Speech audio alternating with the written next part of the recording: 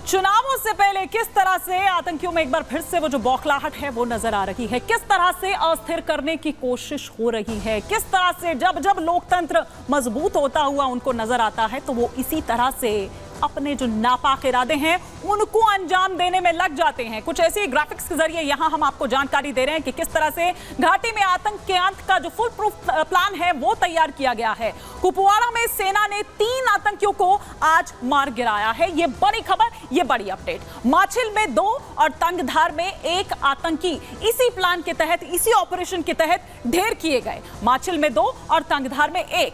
रात को आतंकी गतिविधियों की सूचना मिली थी। इस तरह के कुछ इनपुट्स लगातार इंटेलिजेंस एजेंसीज जो हैं उनको मिल रहे थे। फिर सेना और पुलिस एक सर्च ऑपरेशन चलाते हैं। ये जॉइंट ऑपरेशन चलाया जाता है सेना और पुलिस द्वारा और फिर उसके बाद ये सफलता हाथ लगती है। आतंकियों से सेना के जवानों की मुठभेड़ होती है। कुपवाड़ा और राजौरी में तलाशी अभियान जारी है। अभी भी इस वक्त जब हम आपको ये खबर बता रहे हैं कि क्या कुछ आज पूरे दिन हुआ तो ये हम आपको यहां पर दिखा रहे हैं, लेकिन वहीं पर आतंक पर किस तरह से अटैक किया जा रहा है। देखिए, ये प्रधानमंत्री नरेंद्र मोदी ने जब पिछले कुछ दिनों में हमने देखा था कि जब वो बैठक हुई थी, खुद केंद्रीय गृह मंत्री भी उस वक्त मौजूद थे। हम बात करें और साथ ही साथ उन तमाम अधिकारियों की भी, वो भी उस बैठक में वहां पर मौजूद थे और किस तरह से न केवल आतंकियों का सफाया करना है बल्कि वो जो आतंक को सपोर्ट करने वाले लोग हैं उनका भी खात्मा करना है। तो ये फुल प्रूफ प्लान जो है वो दरअसल वही है। और आइए हम आपको दिखाते हैं कि किस तरह से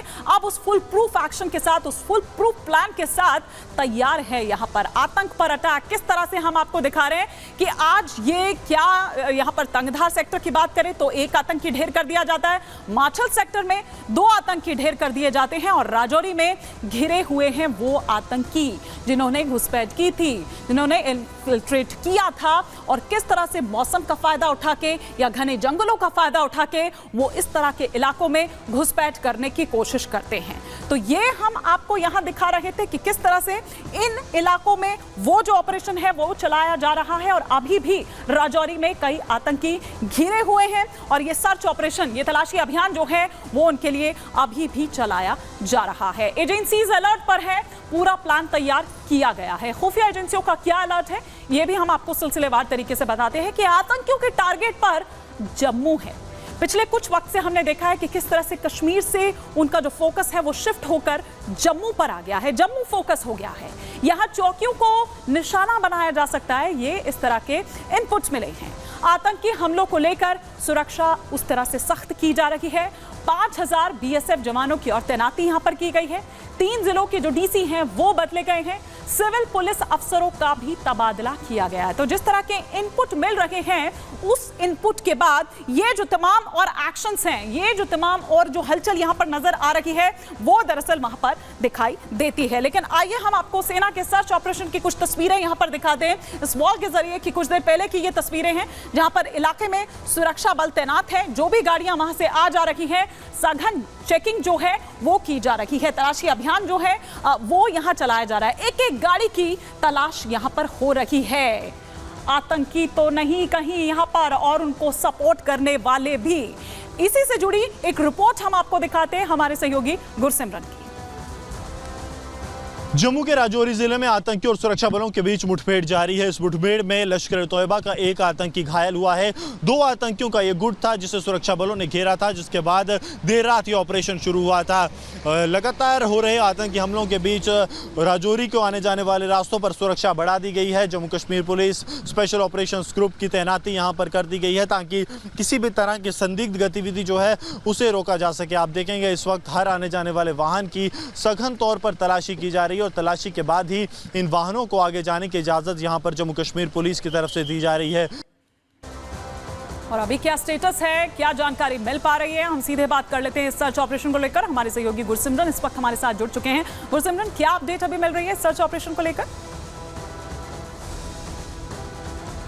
देखिए, इस वक्त अगर बात की जाए तो तीनों जगहों पर सर्च ऑपरेशन जारी है। चाहे कुपवाड़ा के टंगधार की बात की जाए, माचल सेक्टर की बात की जाए या राजौरी के ख्वास की बात की जाए, 3 आतंकियों को सुरक्षा बलों ने कश्मीर घाटी में मार गिराया है। वहीं जम्मू संभाग के राजौरी की बात करें तो ख्वास के लठी इलाके में अभी भी 2 आतंकी जो हैं वो सुरक्षा बलों के घेरे में है। लगातार रुक रुक कर फायरिंग हो रही है। लगातार बारिश, खराब मौसम और इसके साथ साथ घने जंगलों की वजह से ऑपरेशन में समय जरूर लग रहा है, लेकिन सुबह जब तकरीबन 3:30 बजे आतंकी और सुरक्षा बलों के बीच दूसरी बार मुठभेड़ शुरू हुई थी तो उसमें एक आतंकी घायल बताया जा रहा है। यह आतंकी संगठन लश्कर तोयबा से जुड़े हुए आतंकी हैं जो तकरीबन 1 साल से ज्यादा समय से इस इलाके में एक्टिव हैं और इनकी कोशिश है कि अब क्योंकि चुनाव आने वाले हैं तो चुनाव से पहले किसी बड़े आतंकी हमले को अंजाम दिया जाए। क्योंकि अगर आप इन आतंकियों के मोडस ऑपरेंडी को समझेंगे तो बड़े दिनों पर आतंकी हमला करने की ये कोशिश करते हैं।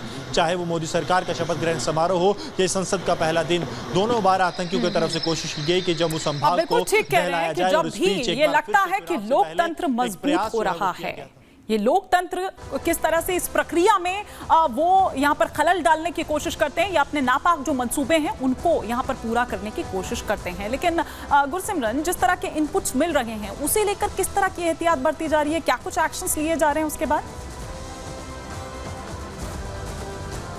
देखिए, आप देखिए, एक बड़ा बदलाव जो है वो देखा गया है पूरे जम्मू कश्मीर में। सबसे पहले डीजी बीएसएफ और स्पेशल डीजी बीएसएफ का तबादला होना, उसके बाद जम्मू कश्मीर में डीजी एनएसजी को भेजा जाना। ऐसे समय में जब एसएसजी के ट्रेंड कमांडोज के पाकिस्तान द्वारा जम्मू कश्मीर में घुसपैठ करवाई जाने की रिपोर्ट्स आ रही थी, उस बीच डीजी एसएसपी को जम्मू कश्मीर में स्पेशल डीजी के तौर पर भेजा गया और कल शाम जो इलेक्शन कमीशन ऑफ इंडिया है उसकी तरफ से उन्हें डीजी सिक्योरिटी और ऑपरेशंस लगाया गया।